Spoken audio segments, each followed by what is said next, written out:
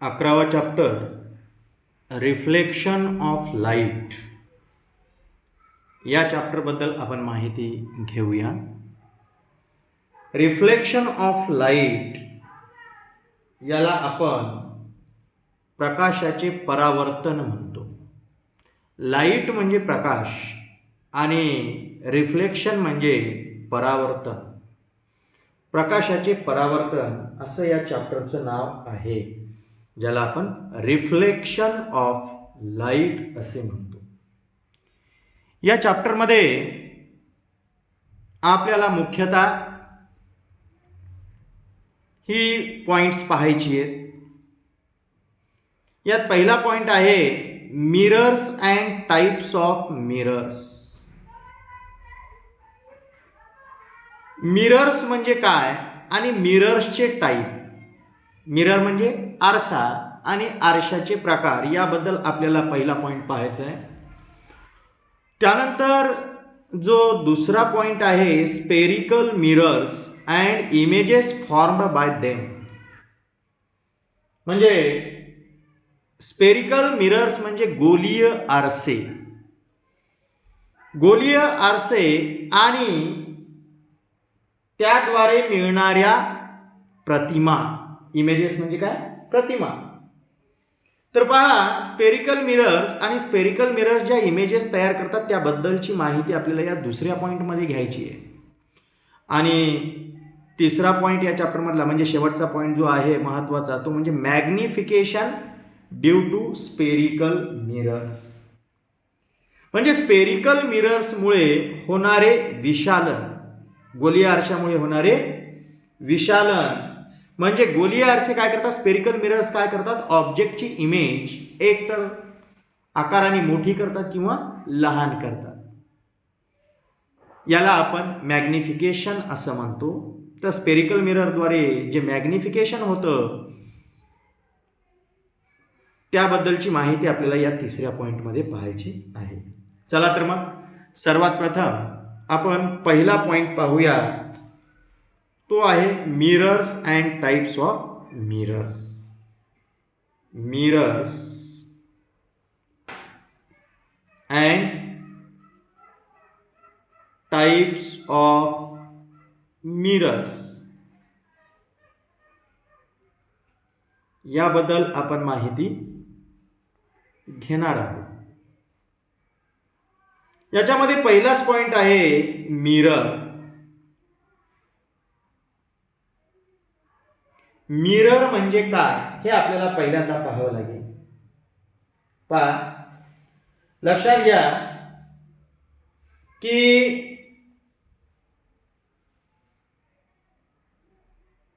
आपल्याला जर लाईटचं रिफ्लेक्शन घडून आणायचं असेल, आपल्याला जर लाईटचं रिफ्लेक्शन घडून आणायचं असेल तर त्यासाठी आपल्याला एखाद्या चकाकणाऱ्या पृष्ठभागाची गरज असते.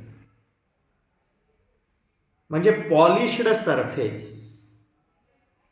चकचकीत असा पृष्ठभाग जर असेल तर त्या ठिकाणी प्रकाशाचं परावर्तन होतं, म्हणजे लाईटचं रिफ्लेक्शन होतं.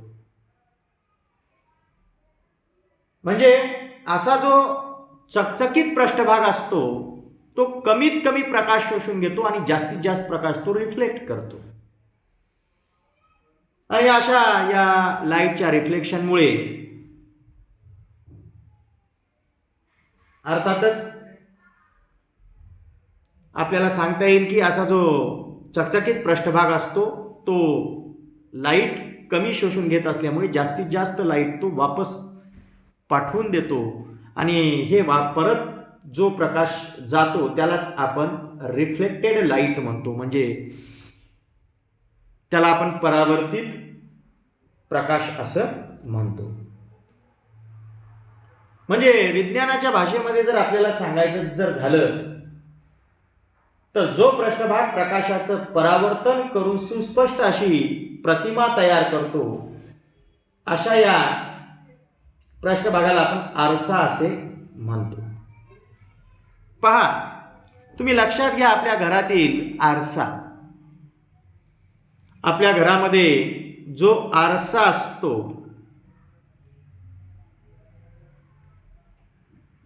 या आरशावर जर प्रकाश किरण येऊन पडले तर हे प्रकाश किरण त्या आरशापासून वापस फिरतात. कारण आरसा जो काही आहे याचा जो हा पृष्ठभाग आहे, हा जो पृष्ठभाग आहे हा चकाकणारा असतो, म्हणजे पॉलिश्ड सरफेस असतो.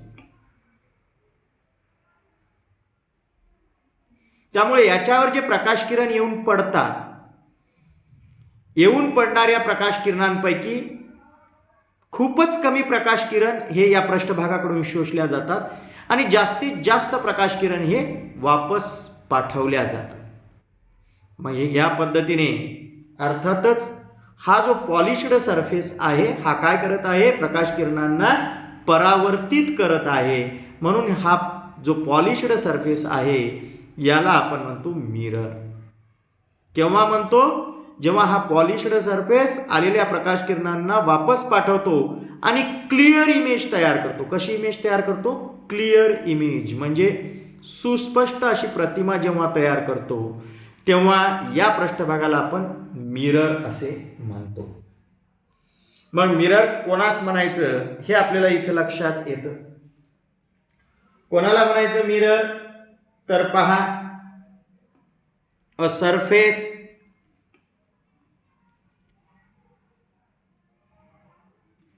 which reflects light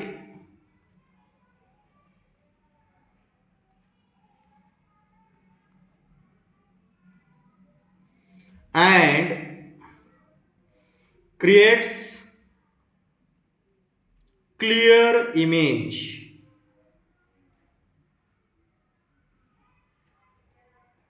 is called a mirror.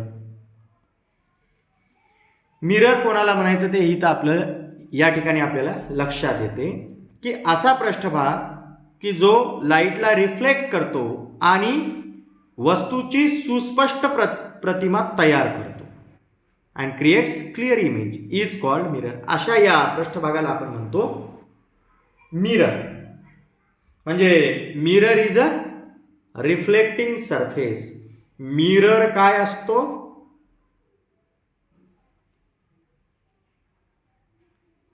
Reflecting surface असतो. म्हणजे प्रकाशाचे परावर्तन करणारा पृष्ठभाग म्हणजे आरसा, म्हणजे मिरर होय. हे आपण इथं लक्षात घेतलं पाहिजे. आपल्या दैनंदिन जीवनामध्ये आपण विविध प्रकारच्या मिरर्सचा उपयोग करतो. Various types of mirrors we use in our daily life. वेगवेगळ्या प्रकारचे आरसे आपण काय करतो, आपल्या दैनंदिन जीवनामध्ये वापरत असतो.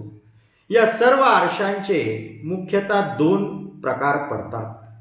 म्हणजे mirrors are of two types. Mirrors हे मुख्यतः किती प्रकारचे असतात, दोन प्रकारचे असतात. एक प्लेन मिरर आणि दोन स्पेरिकल मिरर्स. पहा, आपण जे वेगवेगळ्या प्रकारचे मिरर्स वापरतो त्या मिरर्सचे मुख्यतः दोन टाईप पडतात. एक म्हणजे प्लेन मिरर्स आणि दुसरे स्पेरिकल मिरर्स. प्लेन मिरर्स ज्याला आपण सपाट आरसा म्हणतो. आपल्या घरामध्ये आपण जे काही आरसे वापरतो, उदाहरणामध्ये आपल्याला स्वतःला पाहण्यासाठी घरामध्ये जे आरसे असतात ज्याच्यामध्ये पाहून आपण आपला भान काढतो, तर अशा प्रकारचा जो हा आरसा असतो, ज्या आरशामध्ये आपण आपला चेहरा पाहतो, असा जो हा आरसा असतो तो प्लेन मिरर असतो. याच्या उलट काही मिरर्स जे आपण वापरतो ते स्पेरिकल असतात. उदाहरणामध्ये सांगायचं म्हटलं तर वाहनांना जी पाठीमागची येणारी वाहनं पाहण्यासाठी जो आरसा बसवलेला असतो, असा आरसा स्पेरिकल असतो, ज्याच्यामुळे मागील वाहनांची प्रतिमा ही तेवढ्याच आकाराची न दिसता लहान आकाराची त्या आरशामध्ये दिसते आणि त्यामुळे त्या आरशामध्ये पाठीमागील वाहन जे असतं ते संपूर्ण वाहन आपल्याला त्या वाहनाची छोटी इमेज आपल्याला त्या आरशामध्ये दिसते. तर अशा प्रकारचे मिरर्स स्पेरिकल मिरर्स असतात. तर या पद्धतीने मिरर्सचे दोन टाईप, एक प्लेन मिरर्स आणि दुसरे स्पेरिकल मिरर्स हे आपल्याला इथं लक्षात येतं. तर अशा पद्धतीने आपण ही माहिती इथं जी पाहिलेली आहे त्याच्यामध्ये मिरर्स आणि मिरर्सचे टाईप जे असतात त्याबद्दलची माहिती पाहिली. आता हे टाईप आपल्याला 1 बाय 1 पाहायचे. पहिल्यांदा आपण कोणता टाईप पाहूया? Plane mirrors. तर यानंतरचा आपला जो पुढचा पॉइंट आहे तो आहे प्लेन मिरर्स. कोणता पॉइंट आहे? Plane mirror.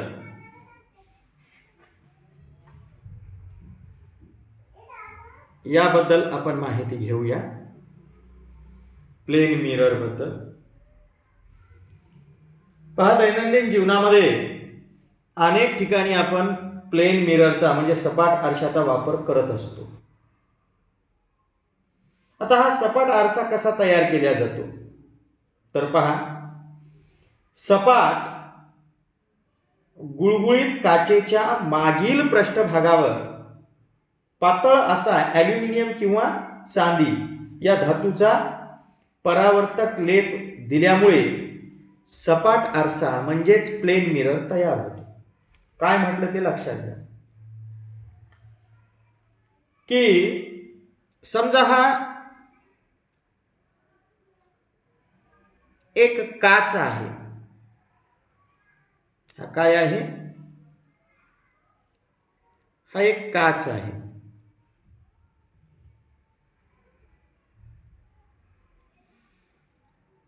या काचेला दोन पृष्ठभाग आहेत. हा आहे फ्रंट. हा जो पृष्ठभाग आहे हा पृष्ठभाग आपण फ्रंट जर गृहीत धरला तर हा मागचा जो पृष्ठभाग आहे हा बॅक. मग काय केलं जातं?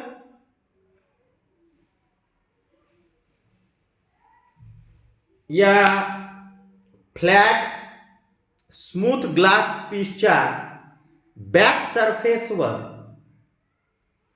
हा जो फ्लॅट चपटा स्मूथ असा जो हा ग्लास आहे, हा जो काच आहे जो सपाट आणि गुळगुळीत आहे, त्याच्या बॅक सरफेसवर त्याच्या पाठीमागच्या पृष्ठभागावर अ coating is given of a reflecting film of aluminium और सिल्वर.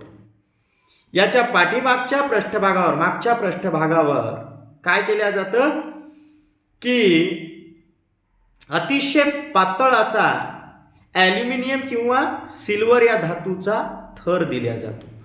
ॲल्युमिनियम और सिल्वर याची थिन फिल्म म्हणजे अतिशय पातळ थर. It is coated on the back side और back surface of this glass. या काचेच्या पाठीमागच्या सरफेसवर ॲल्युमिनियम किंवा सिल्वर याची पातळ कोटिंग केल्या जाते. पातळ फिल्म ही त्यावर पातळ फिल्मची कोटिंग केल्या जाते आणि पातळ कोटिंग केल्यानंतर काय केल्या जातं की त्या पातळ कोटिंगची प्रोटेक्शन करण्यासाठी याच्यावरून आणखीन एक ओपॅक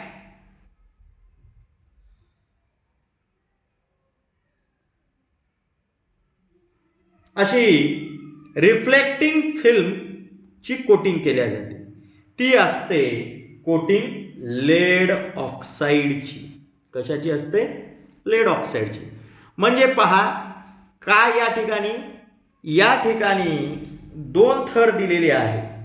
किती थर दिलेले आहेत? दोन थर. आरशाच्या मागच्या बाजूला पहिला थर जो दिलेला असतो तो ॲल्युमिनियम आणि सिल्वर या दोन्हीपैकी कुठल्या तरी एका धातूच्या थिन फिल्मची कोटिंग केल्या जाते आणि अर्थातच ही कोटिंग अतिशय शायनी असते, चकचकीत असते, रिफ्लेक्टिंग असते, पॉलिश्ड अशी ही सरफेस आहे, त्यामुळे ही रिफ्लेक्टेड असते, त्याची कोटिंग केली जाते आणि ही फिल्म ॲल्युमिनियम किंवा सिल्वरची जी ही थिन फिल्मची कोटिंग केलेली आहे ती निघून जाऊ नये म्हणून त्याच्यावरून ओपॅक म्हणजे अपारदर्शक अशा पदार्थाची पुन्हा एक कोटिंग केल्या जाते. कशाच्यावरून? ॲल्युमिनियम आणि सिल्वर. ठीक आहे, म्हणजे काचेच्या मागे ॲल्युमिनियम किंवा सिल्वरची कोटिंग आणि त्याच्या मागे लेड ऑक्साईड या ओपॅक मटेरियलची कोटिंग केल्या जाते.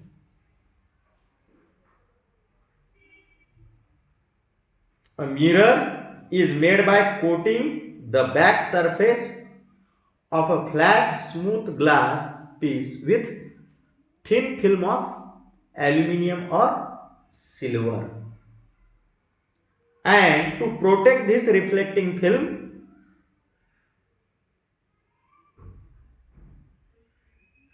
the another coating of a lead oxide substance is given.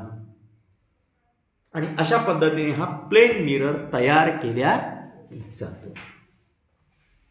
तर या प्लेन मिरर संबंधी माहिती पाहत असताना या ठिकाणी आपल्याला काही गोष्टी लक्षात घ्याव्या लागतील. कोणत्या ते आपण इथे पाहूया. पहा, लक्षात घ्या की या आरशाच्या समोर जो ऑब्जेक्ट ठेवलेला असतो त्याची क्लिअर इमेज आपल्याला या मिरर मध्ये दिसते. का दिसते?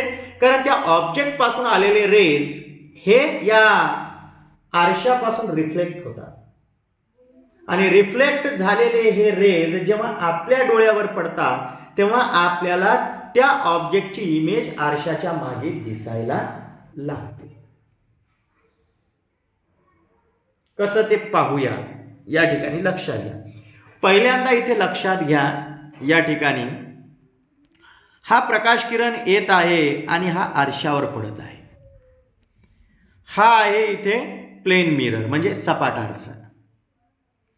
या आरशाच्या पृष्ठभागाला हा येणारा प्रकाश किरण हा परपेंडिक्युलर आहे, कारण आरशाचा पृष्ठभाग आणि हा प्रकाश किरण यांच्यामध्ये 90 डिग्रीचा अँगल तयार होत आहे. त्यामुळे आलेला प्रकाश किरण आरशावर पडला की पुन्हा त्याच मार्गाने तो काय होतो? रिफ्लेक्ट होतो by the law of reflection of light. तुम्हाला रिफ्लेक्शन ऑफ लाईटची लॉज माहीत आहे. म्हणजे तुम्हाला हे माहीत आहे की इन्सिडंट रे ज्या अँगलने आरशावर येऊन पडतो तेवढ्याच अँगलने तो रिफ्लेक्ट होतो.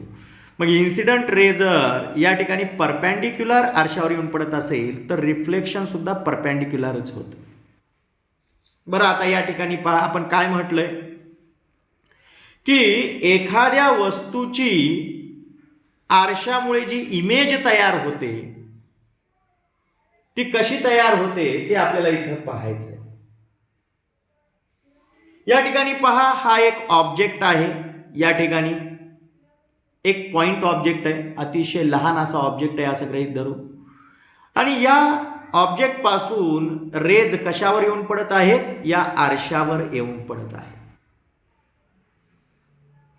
याच्यापैकी हा OR1 हा एक रे आणि दुसरा OR2 हा दुसरा एक रे. पहिला रे, दुसरा रे, असे दोन रेज आपण लक्षात घेऊ. हे रेज या ऑब्जेक्ट पासून कशावर येऊन पडत आहेत? या मिररवर. आता लॉ ऑफ रिफ्लेक्शन नुसार ज्या अँगलमध्ये हे रेज येऊन पडलेले आहेत त्याच अँगलमधून आता हे रिफ्लेक्ट होतात आणि हे रिफ्लेक्ट झालेले रेज जेव्हा आपल्या डोळ्यावर पडतात, हे पहा, आपण इथून पाहत आहोत असं गृहीत धरू, तर या ऑब्जेक्ट पासून आलेले रेज आरशावर पडलेले रिफ्लेक्ट होऊन आपल्या डोळ्यावर आले. तर हे रिफ्लेक्टेड रेज जर पाठीमागं आपण एक्सटेंड केले, हा रे मागे वाढवला आणि हा दुसरा रे कोणकोणता आहे R1S1 आणि R2S2 हे जे रेज आहेत यांना जर आपण पाठीमागे एक्सटेंड केलं, पाठीमागे वाढवलं तर काय वाटतं हो, हे दोन्ही रेज या एकाच पॉइंटमधून आल्यासारखे आपल्याला भासतात. प्रत्यक्ष हे रेज इथून येत नाहीयेत, हे रेज कुठून येत आहेत, इथून येत आहेत ऑब्जेक्ट पासून, पण आरशावर पडल्यामुळे ते रिफ्लेक्ट होऊन डोळ्यावर येतात. पण आपल्याला काय भासत आहे, we appear that these reflected rays they are coming from the same point behind the mirror. या आरशाच्या पाठीमागच्या भागातून एका पॉइंटमधून हे रिफ्लेक्टेड रेज आपल्याला आल्यासारखे भासतात. And we see the image of this reflected rays on the back side of the image, on the back side of the mirror. या मिररच्या बॅक साइडला मग हे रिफ्लेक्टेड रेज जे एकाच पॉइंटमधून आल्यासारखे भासत आहेत त्या पॉइंटवर आपल्याला या रिफ्लेक्टेड रेजची इमेज पाहायला मिळते. हे रिफ्लेक्टेड रेज या ऑब्जेक्ट पासून आलेले आहेत म्हणून त्या ऑब्जेक्टची इमेज आपल्याला या ठिकाणी दिसते. हे आपण इथे लक्षात घेतलं पाहिजे. The reflected rays do not actually meet to each other. मला सांगा हे रिफ्लेक्टेड रेज एकमेकांना मिळत आहेत का, नाही. हा पहा आणि हा पहा, हे एकमेकांपासून उलट दूर जात आहे. But it appears that they are coming from the same point. पण हे दोन्ही रेज या एकाच पॉइंट मधून आल्यासारखे भासत आहेत, अपियर होत आहेत, भासत आहेत. भासत आहेत म्हणजे ही जी इथं इमेज तयार होत आहे या ऑब्जेक्टची इमेज ती आभासी आहे म्हणजे व्हर्च्युअल आहे. Such an image is called virtual image. आता ही इमेज किती डिस्टन्सवर तयार होते मिरर पासून, पहा. ऑब्जेक्ट या मिरर पासून परपेंडिक्युलर डिस्टन्सवर, ज्या डिस्टन्सवर आहे तेवढ्याच परपेंडिक्युलर डिस्टन्सवर त्या ऑब्जेक्टची इमेज तयार होते. समजा या मिरर पासून या ऑब्जेक्टचं डिस्टन्स हे परपेंडिक्युलर 10 सेंटीमीटर आहे, तर इमेज सुद्धा आरशाच्या मागे परपेंडिक्युलर डिस्टन्सवर तयार होईल. किती परपेंडिक्युलर डिस्टन्सवर, 10 सेंटीमीटर. म्हणजे जेवढं ऑब्जेक्टचं डिस्टन्स असतं मिरर पासून तेवढंच इमेजचं सुद्धा त्या मिरर पासून डिस्टन्स असतं. म्हणजे the perpendicular distance of the image from the mirror is equal to the perpendicular distance of the source from the mirror. हा जो ऑब्जेक्ट म्हणजे हा जो सोर्स आहे याचं जेवढं डिस्टन्स आहे तेवढ्याच परपेंडिक्युलर डिस्टन्सवर इमेज तयार होते. हे आपण इथं लक्षात घेतलं पाहिजे. बरं, यानंतर इमेज जी तयार होते ती सेम डिस्टन्सवर तयार होते. ऑब्जेक्ट ज्या डिस्टन्सवर आहे तेवढ्याच डिस्टन्सवर इमेज तयार होते मिरर पासून, असं आपण म्हटलं. पण कोणत्या साईजची तयार होते ते पण आपण इथं पाहूया. या ठिकाणी आता लक्षात घ्या. पहा या ठिकाणी की हा एक एक्सटेंडेड ऑब्जेक्ट आहे. एक्सटेंडेड ऑब्जेक्ट म्हणजे विस्तारित अशी ही वस्तू आहे. एका पॉइंट मध्ये आहे का ही वस्तू, नाही. या वस्तूचा विस्तार P पासून Q पर्यंत आहे, बरोबर आहे. मग आता P या ठिकाणी जो वस्तूचा पॉइंट आहे त्याची इमेज P1 या ठिकाणी तयार होईल. कारण ज्या डिस्टन्सवर हा पॉइंट आहे पेन्सिलचा तेवढ्याच डिस्टन्सवर परपेंडिक्युलर, तेवढ्याच डिस्टन्सवर आरशाच्या मागे त्या पॉइंटची इमेज तयार होते.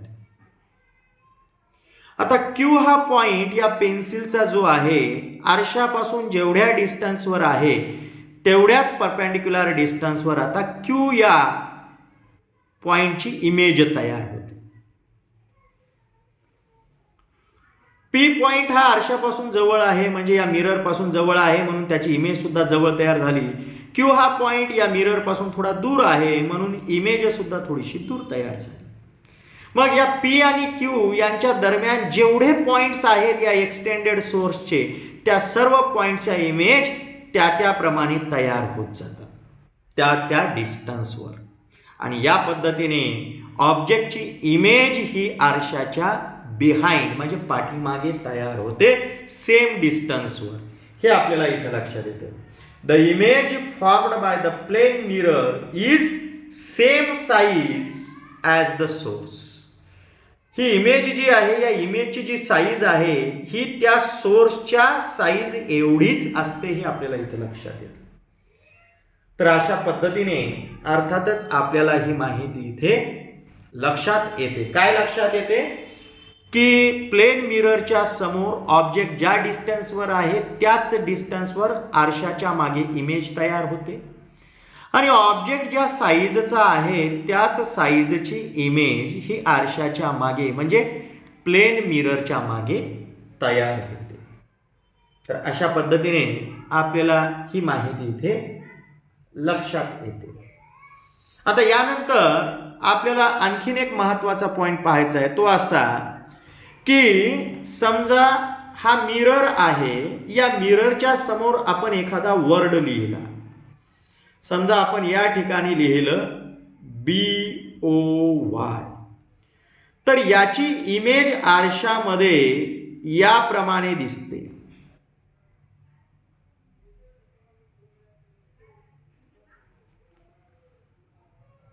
म्हणजे आपल्याला बाजूंची आलटापालट झालेली दिसते. आपण जर डावा हात वर केला तर इमेजमध्ये उजवा हात वर झालेला दिसतो. मग या पद्धतीने जे अशी बाजूंची आलटापालट होते त्याला आपण म्हणतो लॅटरल इन्व्हर्शन. काय म्हणतो? Lateral inversion. म्हणजे आपल्याला काय लक्षात येतं की या ठिकाणी हे जे वर्ड आहे इट इज लॅटरली इन्व्हर्टेड. हा वर्ड लॅटरली इन्व्हर्टेड झालेला आहे हे आपल्याला लक्षात येतं. The image of a word appears laterally inverted in the mirror. याचं कारण काय? The image of every point of this word, the letters of these words forms on the same distance from the mirror respectively. या word मधील प्रत्येक letter मधील प्रत्येक पॉइंटचा जी काही image आहे ती त्याच डिस्टन्सवर तयार होते आरशाच्या मागे. And that's why we will see here the word is laterally inverted. आपल्याला या ठिकाणी वर्ड हा काय झालेला दिसतो? Laterally inverted. म्हणजे त्या ठिकाणी शब्दांची उलटी प्रतिमा तयार झालेली आपल्याला दिसते. याला आपण बाजूंची आलटापालट असे म्हणतो. म्हणजे दिस इज कॉल्ड लॅटरल इन्व्हर्शन. याला काय म्हणतो? लॅटरल इन्व्हर्शन असे म्हणतो. हे आपल्याला लक्षात घेतलं पाहिजे.